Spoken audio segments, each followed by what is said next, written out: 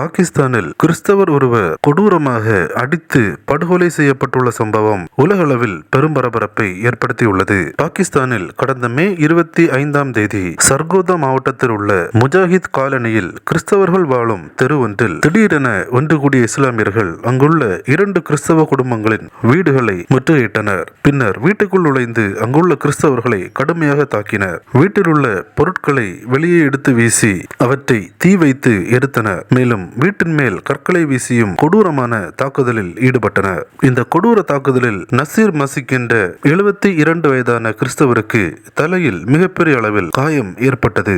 இந்நிலையில் அவர் மருத்துவமனையில் அனுமதிக்கப்பட்டார். அவரின் தலைப்பகுதியில் 2 அறுவை சிகிச்சைகள் நடைபெற்றது.